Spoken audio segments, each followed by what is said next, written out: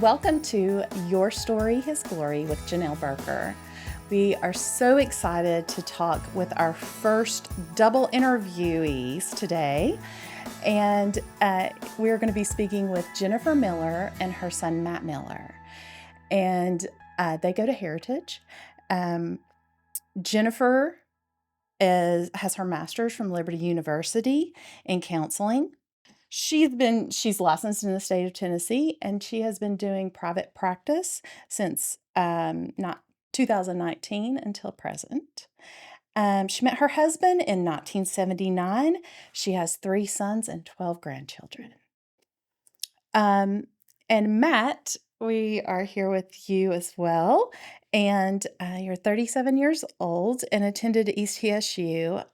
He got married in September of 2017, and he has a son, Neelan, and a little daughter, Peyton. Super cute little kiddos. He's a contractor and has been doing that for a long time. And you have been sober for 3 years. Almost, not quite. Just All right. In August, big celebration. That's awesome. So that's going to be part of our conversation today about how you all came to the Lord, how He has influenced your lives, how that as a mother you have struggled with how do you respond when your child is in crisis and is walking in a very scary direction. And we're going to talk to you about how things, after growing up in a church, because I watched you grow up in this church, how that you could make decisions that would be destructive, and how that God redeemed you in that and has put you in a good environment with people who are praying for you and how you are living your life for Him. So, Jennifer, welcome. Thank you very much. I'm so glad to have you. So, will you tell us a little bit about your story? How did you come to know the Lord? How old were you when you came to Jesus? I was 17 when I met Jesus. I did not really grow up in church. My parents were of the greatest generation. And we went to church until I was roughly 11, I think. And then there was a period of upheaval in my family with my sibling who was 8 years older. And that went on for many, many years. I didn't handle it well, didn't have a lot of help with that because of the times. We were talking about the late 60s, early 70s. Yeah. And so I hid from people. I hid it from people because I didn't know how to handle it. And I had this one friend in high school, I'm going to cry, who took me to a concert. The group was called Hope of Glory. Oh. And the song I can still hear in my head, every knee shall bow and every tongue confess. And that's when I met Jesus. Amen. And He has been with me ever since. I walked away many, many, many times because I didn't know. I didn't know anything. I didn't know what I was supposed to do. Didn't really have the friends around me because that was high school. We graduated, Right. So I met Matt's father and my husband in 1979. And we started a home and a family, had 3 beautiful children. Came back to the Lord the strongest, I think, really. I'm going to cry again. When he got involved in Ground Zero and Praise Band and all of these things at Ridgecrest. Oh, no. Going with the youth. I went with the youth everywhere. And that's what brought me back the strongest to the Lord. And that has been instrumental in my life. Can we pause and go back just a little Yeah. bit? Because, as a church body, now we know the emphasis on sanctification, big Christian word that means one-time experience, just pushing someone out and saying, okay, now you have Jesus, go live your life is not helpful. No. And so we actually do those Christian words, discipleship, and watching for people to love and learn and grow in Jesus as He sanctifies us. We in the past, I think, and the church that I grew up in, sometimes those pieces were missed. Mhm. And but with you having a teen experience, very much a It teenager was so kind similar. of, It was so similar. Yeah. yeah, experience that you would go to a concert, which, you know, I've been at Christian concerts and you see the response and, Mhm. you know, you're very prayerful, but is there a follow up? Like at how Mm. important that is, even for people who say, that was when I knew Jesus. That's when I became a Christian, but I knew nothing else. I think there isn't a they try to follow it at concerts now. The Yes. concert that I'm talking about was in 1974. It was incredibly small. It was just a Yeah. local thing. I don't Oh, even know whatever happened to the band, wow. but it was a God moment for sure. Wow. How So cool. I hope they hear this. that I would be hope, nice. That'd be yeah, cool, wouldn't it? Yeah, that no, would it be would. incredible for Yeah. them to, Mhm. you know, find out that their song and their obedience to the Lord changed someone's life. And I will go back a minute. I was very involved in church when my children were little, and you know all the things. We went to Sinking Creek for 20 years, and before we came to Heritage. So, but I don't know that I was walking as closely. I was more depending on my strength, my control, my intelligence, all those things. All You know. those things we Yes. do. So I think we have to come to a place of brokenness Mm. to really depend on the Lord. Mm. No, it's not fun. Mm. Not fun. like No. that at all. Yeah. It's not fun. But it's true sometimes. Okay, so you have three boys and you have them in church.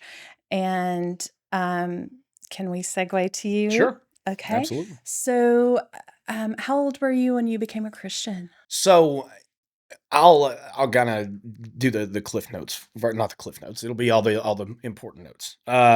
So I went to a vacation Bible school when I was 7, and I did the altar call. I thought I was saved at that point, but I don't think I knew what it meant because we went to church, grew up in church, so heard a lot about Jesus, knew what he was, knew who he was, that kind of thing. I just don't think I fully understood the decision that I made Sure. at that point in time. Fast forward a little bit, I did, kept growing up in church. I was in the praise bands, I was in youth, I was doing all the things, going to all the camps. Kind of felt in my heart, I felt like I was saved, but I wasn't sure. Mhm. So, in a similar kind of circumstance, a little bit bigger of a band, Casting Crowns, but I was at a Casting Crowns concert, Yeah. and I was worshiping and I was just overwhelmed in the middle of worshiping, and I just felt like I needed to be absolutely sure. So right then is when I actually I prayed the prayer, and I felt like, hey, here's where it started for me. Call it a rededication if you want to. I don't know what it was. I just know from that point in time, I started developing a relationship, not just I'm saved. Right. Okay. And how old were you? 14. Sorry, did I leave that up? My bad. Mhm. 14. Yeah. So, I think that is a common testimony. Mhm. I really do. You know, people, their parents take them to church. They have a moment where they understand I'm a sinner and I need salvation, but that in our young Mhm. understanding is all that we can understand and get out of that It almost feels like, experience. oh, it's cool. Like a bunch of other people. I think is kind of how I felt at that time. Like, oh, all these other people have done. I want to do it too, type thing. And oh, Yeah. I want to be saved. Like I want to, it's a good thing. It's a good thing to encourage, obviously. But at the time, I didn't fully understand. At 7, I didn't think I fully understood what I was doing. Sure. At 14, I had completely. I was like, okay, I feel this. I felt it. Right. Right. So And then I think a lot of times people go on to become more mature and actually make a decision that is not dependent on other people in their lives. Right. Like you said, maybe I want to be cool with my friends, or oh, my friend went up too, so yeah, my I'm best gonna friend's up there. I go. want to go. And I think for me, and I've heard other people, like it's college, it's whenever you are not told by your parents to Mhm. get in the car, you're going to church. And you make that decision that you love the Lord and Mhm. you want to go because you want to grow in Him. It's Mhm. more of that personal relationship, and I think it I happens think you were differently. at that concert. I was. I can You still. I went can see you to in my head right now. Well, you went back Oh, to for the I was altar call. She was counting. for Yeah. people for the altar call, and I didn't go back in the altar call because I had a moment. I prayed. I knew what I was doing at that point in times, but I remember standing there by myself because you had went Yeah. back, Is that the and concert that someone walked up to you and said, yeah, Yeah. it was so. There was a young lady up above. I say young lady. She's probably about my age at the time. Her pastor came down to me after the concert had been over, and I'm gonna get emotional talking about. Um, he told me that she looked down and saw me worshiping, and she said, "I want that," and she got saved that night. And it like, wow. so you never know who's watching. That's I had no incredible. idea anybody Sure. was You watching weren't me. doing that That for a no, show. absolutely not. You weren't. Like I said, I was feeling like I was getting that connection, and I had no idea that somebody else was. Wow. It's cool The to real, authentic yeah, relationship with the Lord yeah, that others can see. That's incredible. I love that. yeah. That's It's a beautiful. cool story. So I when love you that see story. him having this, apparently it was a visible relationship change. As a mom, what did you think? Well, it wasn't the first time that I had seen him worship because he's in the praise band. So, but it's probably the most beautiful feeling as a mom. Oh, You know, there was a song when you graduated. Do you remember that song about? I don't. Mark Harris, I think, was his name, and it's like I don't care what else you do, just walk in the truth. Oh right. yeah. I remember something. Yeah. That's great. That's awesome. So you want to continue with your story, how that you were living your life for the Mhm. Lord, and tell us what Get happened. into it. So I was in the praise band. I was in the youth group. I went to all the camps and stuff. All through high school. When we came here, when we came to Heritage, I was getting involved in kids stuff and doing all those things. I miss those things. Those were so much fun back in the day. And I started college. I was going to ETSU, and I just I kind of lost my way a little bit. But I will preface that with I didn't start to lose my way. I think when I went to college, the first mistake I ever made was uh, having sex. It was losing my virginity in high school. That was my first time that I compromised a moral, like an agreement between me and God, and that I can specifically look at that in my life and say that was the first mistake I made. Hmm. That was the very first time that I compromised any kind of, morals that I had, and that kind of snowballed. So that kind of opened the door It did. for you giving yourself permission to live the way you would want to Right. live. Yep. So, and when I get into college, then there's less eyes, or Yeah. there's less eyes and less sometimes, I don't know, then until some people come knocking on the frat house door. Yes, mother did that. Yeah, That's they fine, but hey, I would do that for my kids. think So you understand. I do. It changes a lot once you have children. Anyway. So yeah, I was just, I kind of got into college, and I got that freedom, and I had started making friends, and I was going out on the weekends, and things just kind of, like I said, they snowballed. And I got into, partying, got into alcohol, got into drinking a little bit here and there. It was nothing, it was fairly innocent at first. It was not like every weekend I was out getting blistered, Yeah. but it was fairly innocent. But the problem with a lot of those innocent things is you get that feeling, and you understand what it feels like, and you understand, oh man, this I can enjoy this, and then something bad happens. And when something bad happens, you think, oh, that made me feel better at that time. Hmm. Will that make me feel better now? Gotcha. So I want to pause you because, I think a lot of times people have this perception that it's just college. Everybody does it. And now, from my understanding, it's not keg parties Mm-mm. and people bring in their own BYOB. It's more about gummies and pot. So it kind of starts more extreme and really opens a door to other kinds of medicating yourself. Yeah. So you're saying there was a transition between, oh, I'm doing this for fun, and this makes me feel good, to I had a bad day, and so I'm going to do this drinking, or and or I'm stressed out. I got a test coming up, or it starts as I need it's to blow off some steam. Right. We hear those phrases and they sound so innocent, And I think you convince yourself and justify it to yourself that it is in the beginning, and you don't even realize it as it becomes a problem until it's too late.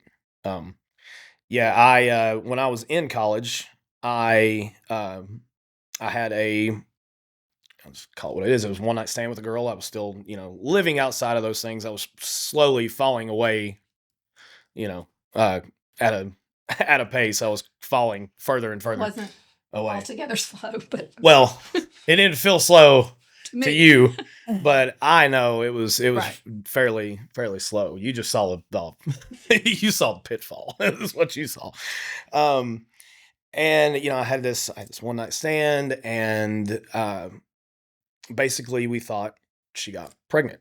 And for the first 3 months of it, nobody even knew about it. I had covered that up. I was dealing with it myself. The girl and I had talked about it. She was going to get an abortion, and that was kind of it. And I hated myself. I absolutely hated myself for that, because agreeing to an abortion was, I never, ever thought I would be that person. Never thought I could. But in that situation, I did agree to it. Fast forward a little bit, she tells me she couldn't do it. And I was like, oh, thank God. I was like, thank God he didn't go through with it. So I'm like, you know what? We're not together. We're not trying to be together, but let's be a parent to this kid. Right. Named it, all this other stuff. And then through a very crazy circumstance, come to find it was all completely a lie. The girl had absolutely lied about the truth for 5 months, to the point of sending me ultrasound pictures. We used to talk about this child. Like I said, I named him. His name was Gabriel. She bought him clothes. we all named him. Yeah, I mean, we it all was. loved him. I don't know I don't know if anybody was here, but I got up in front of the church and was, laid hands on. They prayed over the situation, and it wasn't very long after that we found out the truth. So, and it took about 3 days, but it absolutely ripped me in half in my core. I mean, and I didn't know what to do, how to process. I remember calling her I had a test the next morning in biology, and I'd been sitting in front of my computer studying for 4 hours. And I was looking at an outline that I had been sitting there writing for 4 hours, and I didn't remember anything. I couldn't remember a single thing that I'd written. It was like I just fast forward. My body was just moving, and I didn't even know, I wasn't even there. And I called her at midnight. And I bet the people in the neighborhood that I lived in thought I was killing somebody. Because, I mean, I was out in the back of this little confined neighborhood down here in Johnson City, just screaming at the top of my lungs, why? And why me? Why did this happen? And I was angry at God. And it just it kept building and kept building and kept building. And I was just, when I ended that phone call that night at 2, 3 in the morning, 4 in the morning, I don't remember what time it was. I was just kind of like, you know what? We're not speaking right now. And that's when I kind of turned my back and went the other way. On God. Absolutely. I remember those pieces and how painful that was.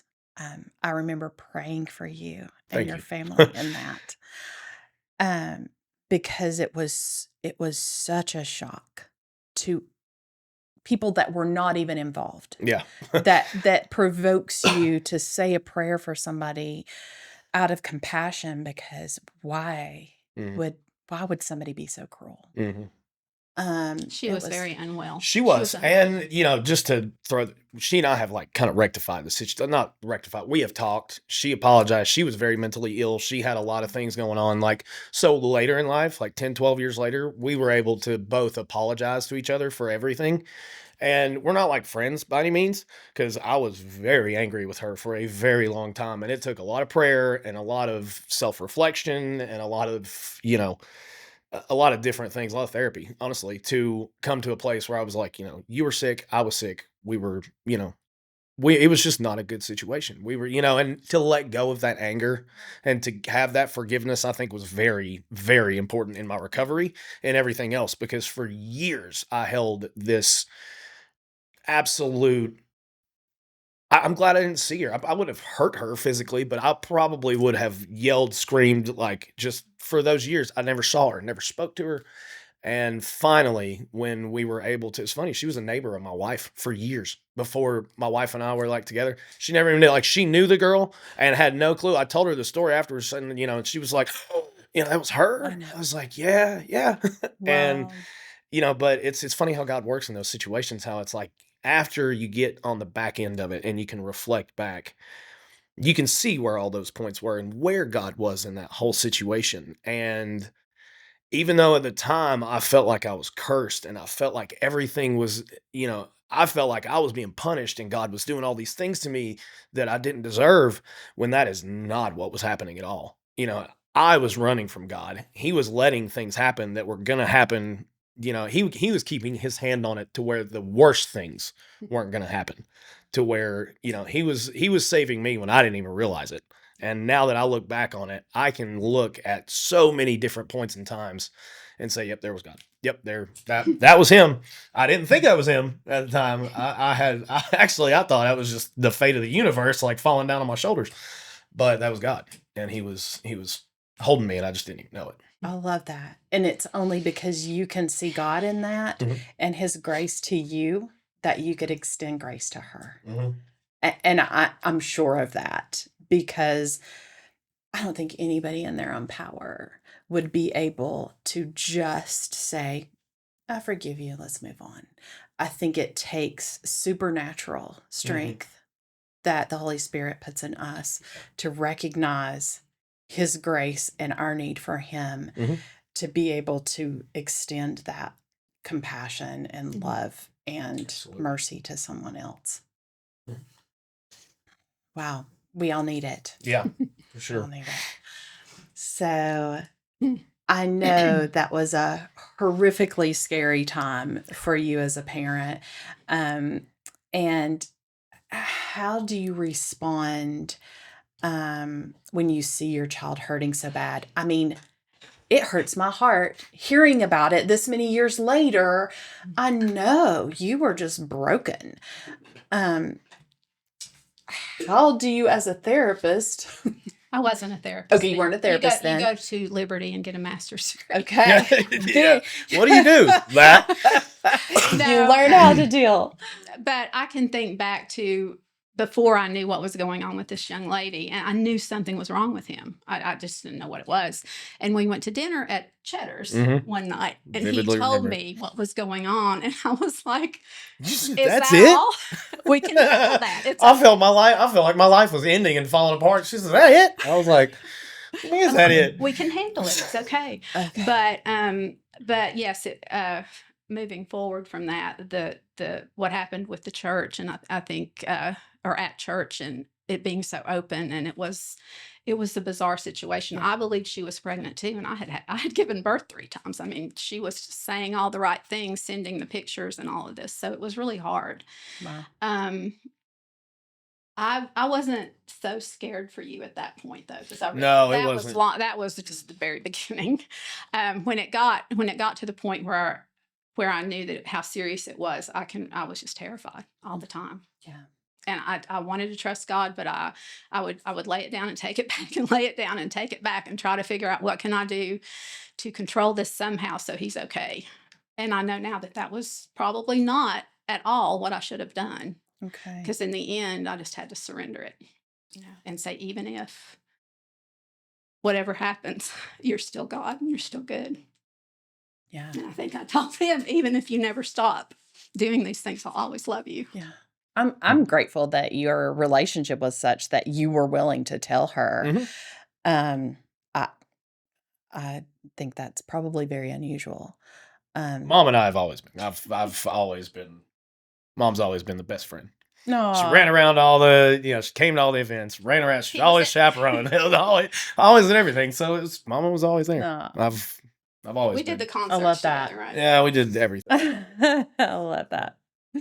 So, tell us how deep you got into destruction. So at going back to how I said, you do all those things and they're fun at the time and they're innocent at the time, and then something happens. Mhm.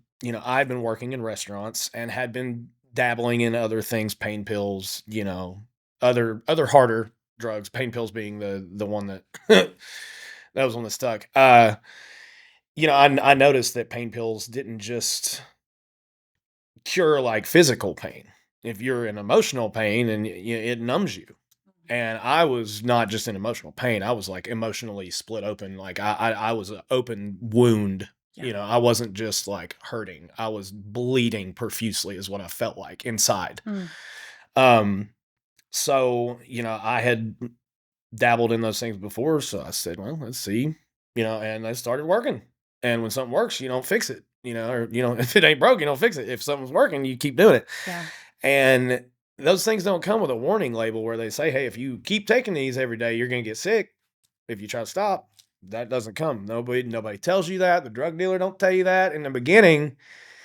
And then, let's say month and a half or so after the whole situation, and I had been dabbling daily and stuff, and I was like, you know what, this is getting expensive. It's kind of I'm pretty sure was the thought I had at first. I was like, I need to take a break for a minute. So I stopped unknowingly and like went to class that next day, and I was sweating and my nose was running and I felt just achy, and I was like, what is going on with me? I felt like I was getting the flu. I really felt like I was getting sick. I didn't know what was going on. So I called a buddy of mine and I was like, hey, what do withdrawals feel like? And we start having this conversation. He's like, well, what do what's going on? And he tells me, or I tell him, and he said, yeah, that's, you're withdrawing. Come here. And he gave me a little something, an instant cure. Wow. It was instant. It's done. So at that point, did you know that you were addicted to where you would have a withdrawal? Was that just a surprise? That was absolutely out of left field. I was like, wait a minute, you get addicted? I had no So clue. you didn't know you I had were no clue you addicted. get like addicted. I'd heard of addicts and people, but I didn't, I thought it was mostly alcohol Yeah. and stuff. Pills, we're talking early, or late 2010. So this was like 2008, 9. This is when the pill mills down in Florida were crazy. It was the pill epidemic. They were everywhere. So no, nobody asks questions, or you don't ask questions. You don't think like, hey, in the moment, I don't know if it's gonna. Right. And so then you get stuck. Yeah. Then you're like, well, I have to have this. Yeah. I have to have this to feel better.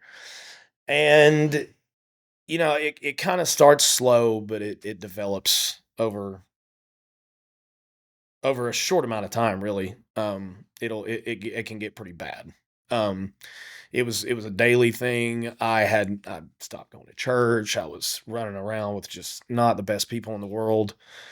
And that was just kind of like where I lived for a while. And there were spurts, what I call oil changes, where I'd stop for a little bit and maybe go to she'd send me somewhere, or something Once like that. again, trying to control the situation. Yeah, well, I would not have known what to do, and a lot of those times I had painted myself into a corner. A lot of the times, it was like I was in legal trouble or something, and it was either go to jail or go to treatment.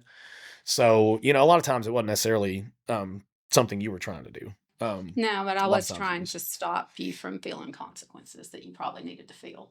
probably. Maybe if you'd have felt, Yeah. I sometimes wonder if you'd felt consequences sooner. I don't know. Look at But I don't know. the way probation went the first time. That was Well, not that's fun. true. Yeah, so. There were a lot of things that I guess that we do in life where we, like she was saying, try to take control from God and letting it just play out the way it should play out. And I do it all the time in my life. I try not to, and I fault you not for ever doing it, especially now that I have children, and I can't even imagine what you were going through and what kind of torment that was. Because I would not, I can't, I can't even put it into words. Can't even think If of it. I was going through that with my kids, I can't even, like, I don't even want to think about it. So, did you end up having to go to jail? Several times. Oh my gosh. Yeah. Oh my gosh. I went, but I was bailed out, and I was, I didn't have to go sit and do my time ever really. Yeah. Um, We hired lawyers. We yeah, I'm did good. whatever we could to, Right. because Not get out of it, but soften them, because I couldn't Yeah, get out of get a off. lot of these things. It wasn't like, oh, we'll get you out of it. It was just like, well, we'll soften the We'll make blow a it. little bit. Yeah. So that I was going to ask, like, they say in jail you can get any kind of any kind of drugs, and I wondered if that increased your The usage of Not really. harder It things. is that is a thing, but it's also extremely expensive, and Oh, like, unreal. You wouldn't believe it. Um, and I was never in a position when I was in there to be able to afford something like that. okay. And I honestly, I wanted to get in and out as quick as possible, so I kept my head down. Like, but what it did do is, when you walk into that place, you can't, like, you don't feel like you can show any kind of weakness, any kind of fear, any kind of anything. You have to walk in there with your head up, and because you're in a I don't want to say it's a vicious environment, like you go in there and everybody's fighting, because it's not like that. But if you walk in there and show any kind of weakness or any kind of fear, someone in there is gonna take advantage of you. Hmm. So you can't do that. And, I can't walk in there with tears in my eyes like I want to and tell somebody, like, hey, well, I'm scared. What do I do? I got to walk in there and make friends and act tough and put that hat on. And so you get an education in how to be a criminal, is what happens in jail, more And than your anything. exterior becomes even more Harder. hardened. Yes, And absolutely. so that process, It doesn't help the situation, because Yeah. there's no, like, treatment. There's no rehabilitation in the Sure. jail system. It's Sure. I don't want to get off on that, but it's all money, and it's, they could do a lot more, because so many people that are in there they're struggling. They're good people. They're having a hard time. They either can't get their license, or they can't get their kids. They're just struggling, and they need help. They need God. They need Amen. some form of treatment, some form of compassion, Yeah. because a lot of these people don't get that at all, and it's Yeah. not helpful. We've talked before about all the roadblocks in your way, Mhm. and you had that Yeah. support. I mean, Yeah. I'm talking about these last 3 years Oh gosh. and what, Yeah. like, what you've had to dig out of. The stuff that, over the last 3 years, just getting clean and getting my life back together, the money and the support.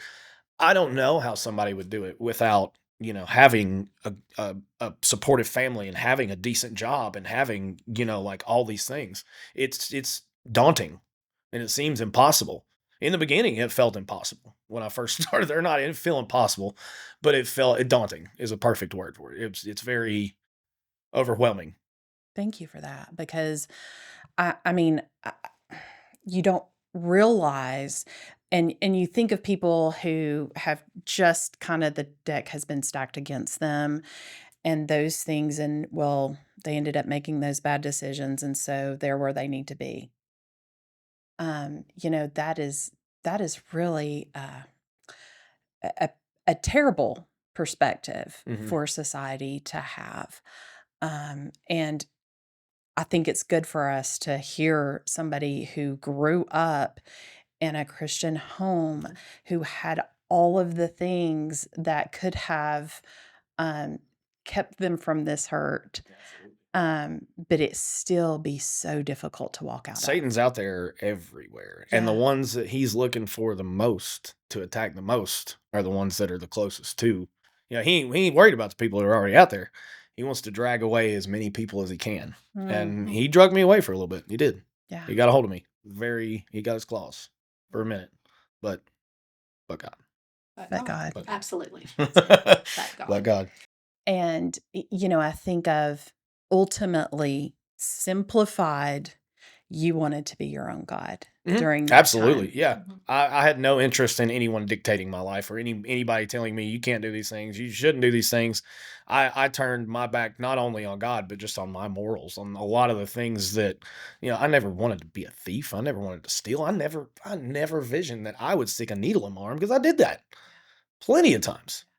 But, when you're in it, you kind of you lose yourself Yeah. and you don't think of consequences. You just don't want to feel. And I just didn't want to feel most of the time. It wasn't about like, oh, I just want to get messed up or I want to kill myself. I just didn't want to feel. Mhm. I just didn't want to feel because feeling was too much. And you had to surrender to let God be your I needed to let him have that and heal me from that and trust him that, if I give him that, he can take care of it because he can take that load. I couldn't take that load. That was where I made my mistake in the beginning was even taking the load in the first place. But I was kind of so far removed and I had already stepped away so far that I was trying to be my own God. And I just wanted to cover it up and bury it and try to just put it out of my mind. And, as much as I love kids, that was not gonna happen. That whole situation, the way it did, I couldn't I went through a period of 5 or 6 years where it was hard to watch TV because I would see a commercial of parents pushing their kids in a stroller down the street or something, and I'd just burst into tears. I'd be walking down the street and see a mom carrying her little baby and just lose it. It was like I couldn't go anywhere and couldn't do anything without something reminding me of this child that was never really real in the first place. That's what messed me up the most. We didn't have a miscarriage to say, "Oh, it was all a lie." To every to it was real to us and Mhm. to Yeah. like we lost a baby. Yeah. In my head, I lost a child.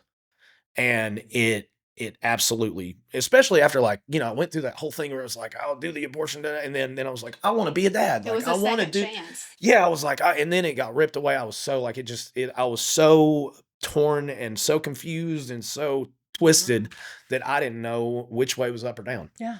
The And deception, the yeah, it lies, was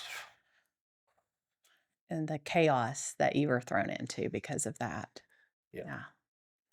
Jennifer, Mhm. um, Matt has talked a lot about the destructive decisions and the drugs and um, just wanting to numb Mhm. and not feel, which means if he's checked out, you don't have your son. Oh, it And was he's not. yeah, it was very much that way for a while. I mean, Matt was always this sensitive. Very, I honestly think from the work that I've done too, that people who are very deeply feeling people, those are the ones that tend to get caught in the snare of drugs and alcohol because they Mm, don't want to feel all the feelings, right? right. And so he was this gone for a little while because he was fighting against all that, and it was hard for me because I missed him. Oh, I'm I sure. missed him. Right. And when Um, you did see him, you're like, who is this? yeah, and I know I think that I didn't handle it well a lot of times. I think I shamed him. I think I was angry. I think I said things I wish I could take back. Um, and on the other hand, I'm trying to rescue him and drag him along to somewhere. I didn't even know where at the time. I just wanted him to be better. Yeah. Just wanted him to be safe. And what do we do? What is the answer? Are we supposed to respond as parents Yeah. when your child is doing things that you don't know if they are going to survive? hmm Yeah, and that was the scariest part of it was I was by that point in the counseling world and I was working with people and I knew the overdose rates and I knew what was going on in the Mm, streets and I knew all these things were happening and I was terrified. I sure. was absolutely terrified. And I know people, we have a family member who's lost two sons to this disease. Mm, And I know I have a couple of other friends who've lost a child and then we all know people who have lost children to addiction and it's terrifying and you're helpless. It's a very helpless feeling, but in a lot of ways I can call I can call it idolatry with an I, Sure. because that consumes your mind, that consumes your thought, what can I do? What can I do? And that is where the surrender and the giving it to God for real has to happen, because there's nothing I can do. There's nothing a parent can do. Right. So not only did you see that he needed to surrender to God, but you are saying you as a parent Oh, needed absolutely. to surrender to the Yeah, Lord. I was drowning. I was trying to pull him out, and instead of pulling him out, I was getting pulled in, because I was just so frightened. Yes. So, Yes. So, on an extremely personal note, what did your conversations with the Lord sound like? Like, help me. Help me. and if parents are in the midst of this, eh,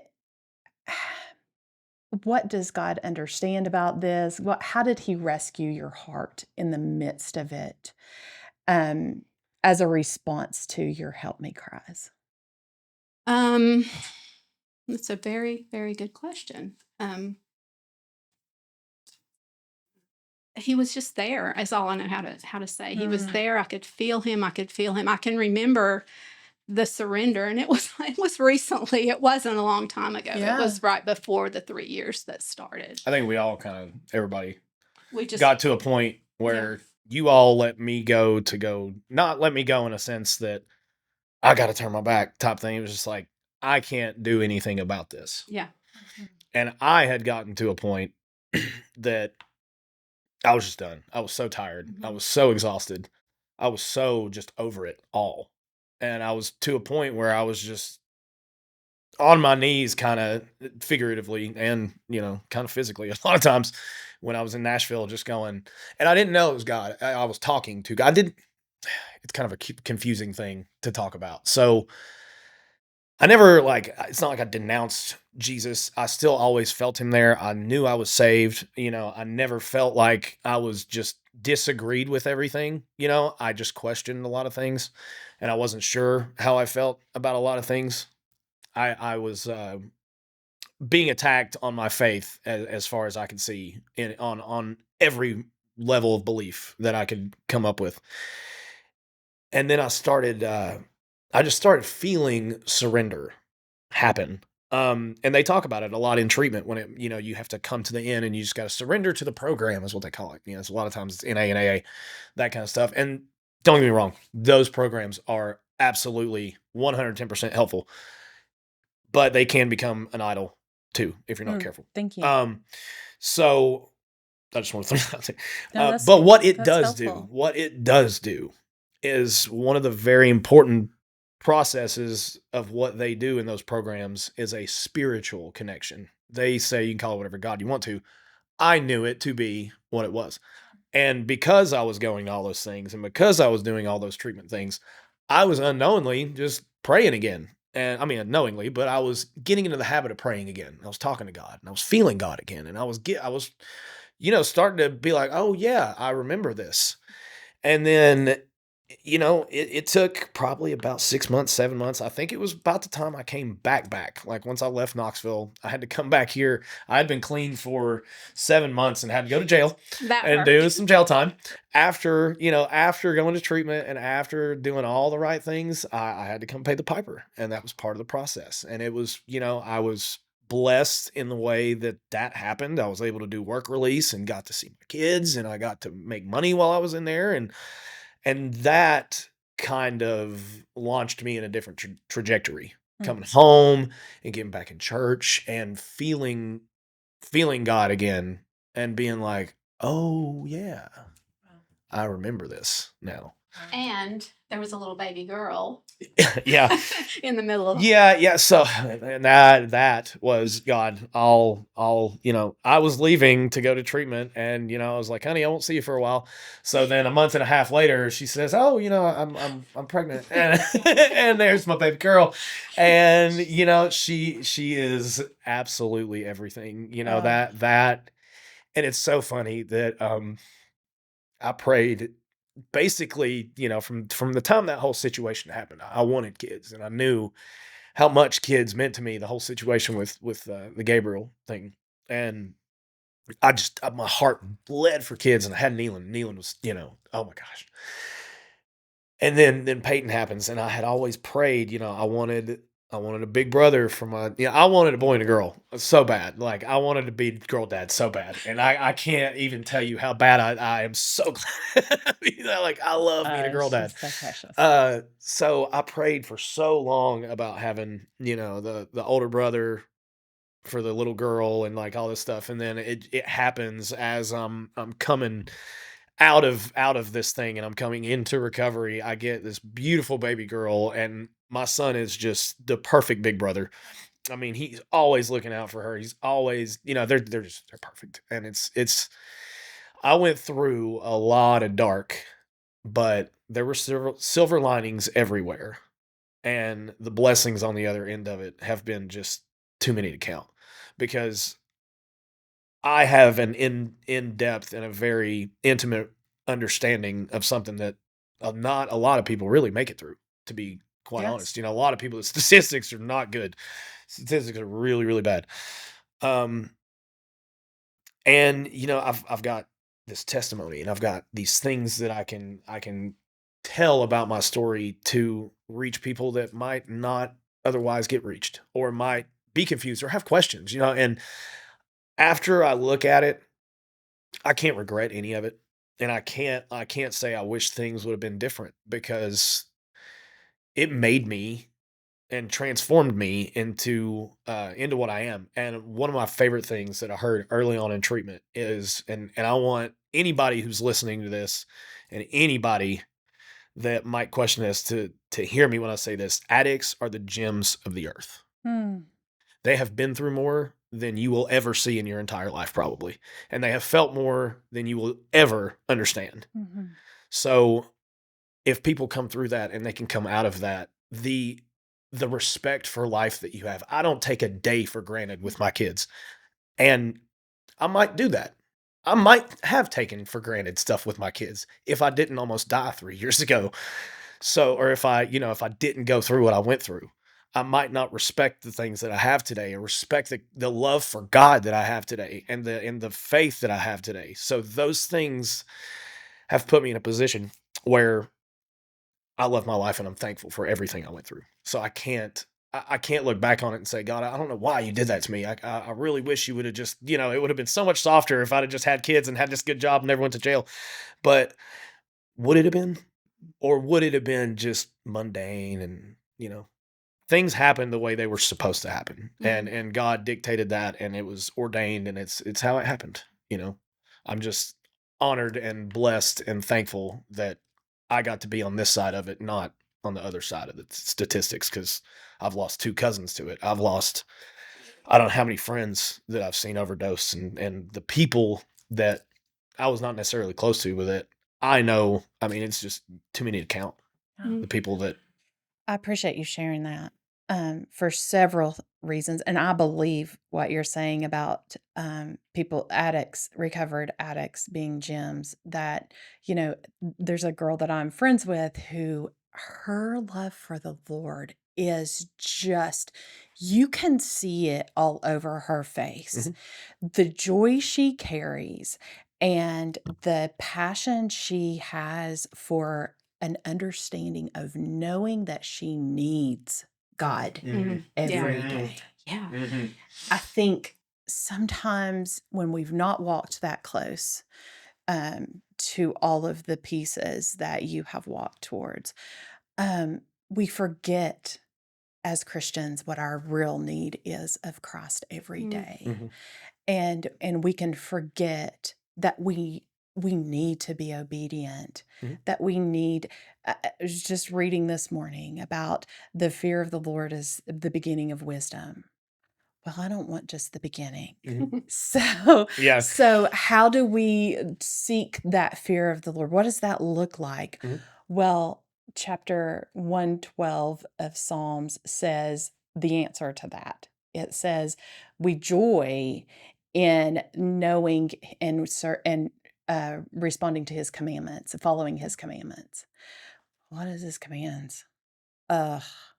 that's us being obedient and being joyful in our obedience. I think we do that with our kids, and telling them to be joyful when you're doing that chore I told you to do and have the right attitude. Mm-hmm. I did that for myself when I told her that. But when I read that scripture, I was like, thank you, God. I am teaching her something that as an adult, Mhm. I need to have joy in my obedience to God. Mm-hmm. And that gives us peace. Mm-hmm.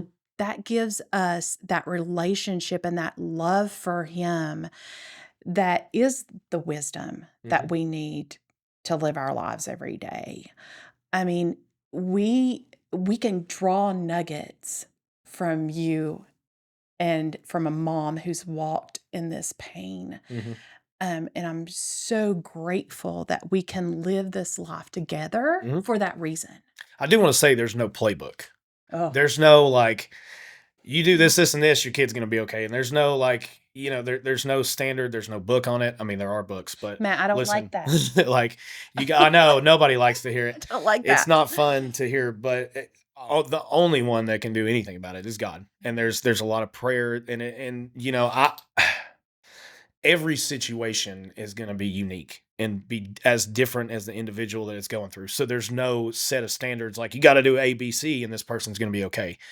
I think every situation is as unique as the individual, and that individual is going to need different things than I needed, than somebody else needed, than anybody else needs.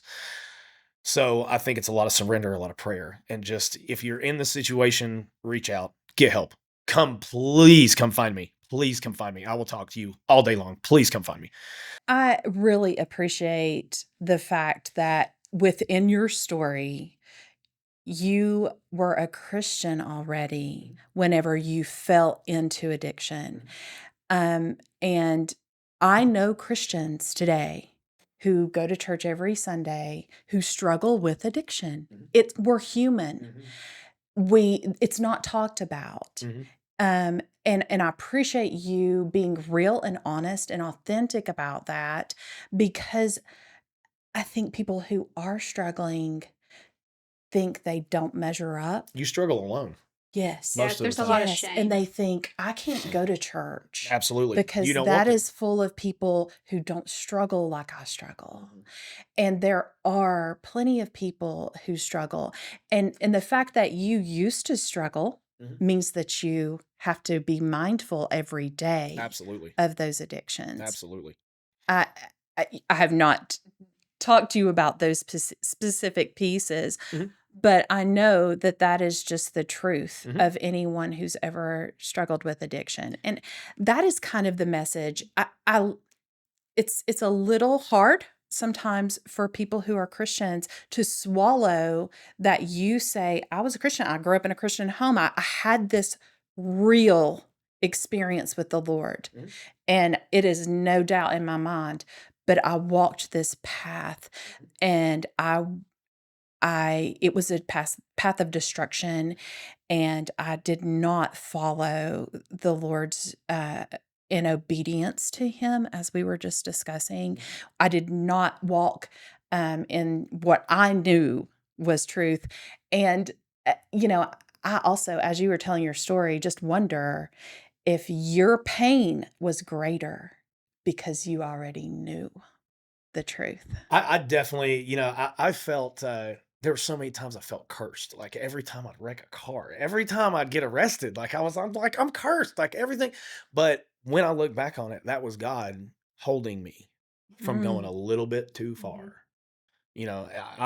I always felt like I was just the unluckiest person in the world. Like I always got in trouble. I always got caught. Yeah. So many cars. I always got caught some way or another. I mean, it was just.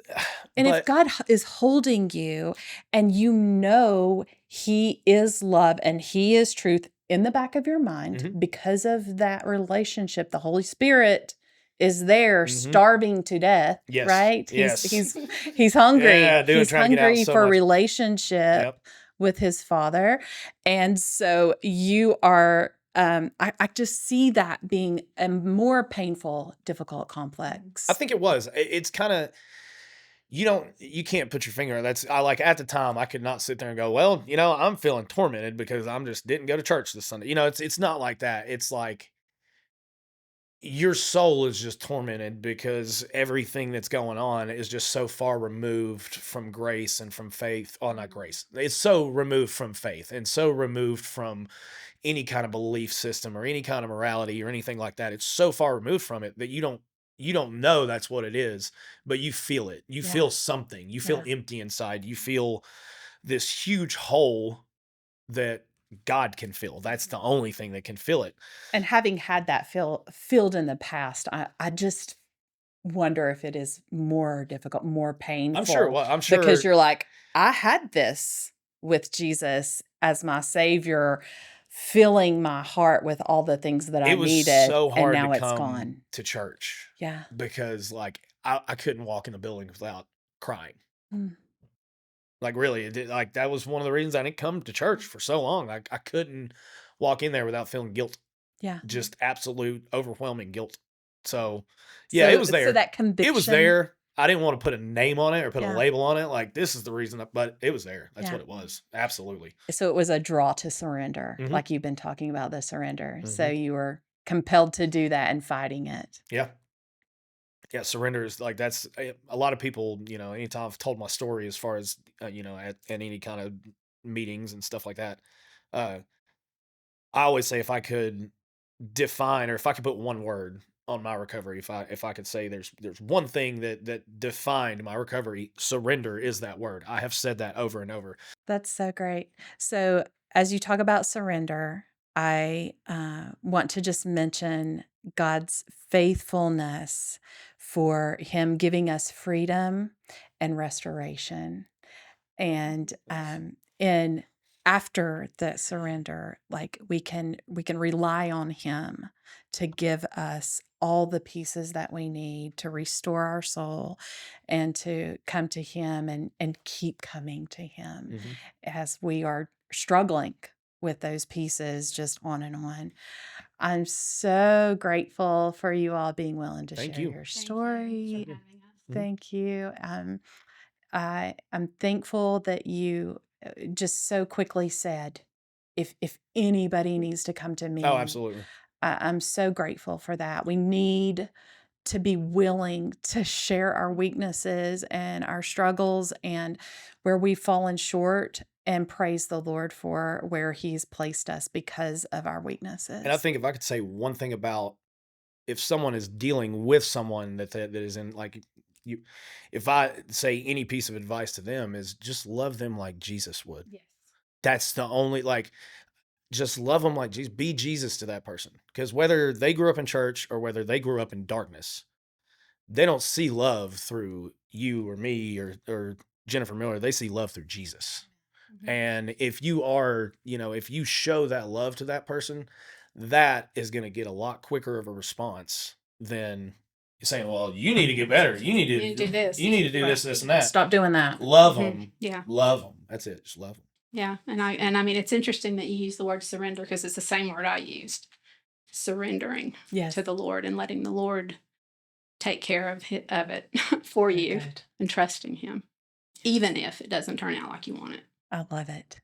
I love it because He is sovereign in all these things, and we can surrender to Him. We can trust Him in that. Thank you again. Thank It's you. been Thank you for awesome. having Thank you us. for sharing your story, Matt and Jennifer, for His glory.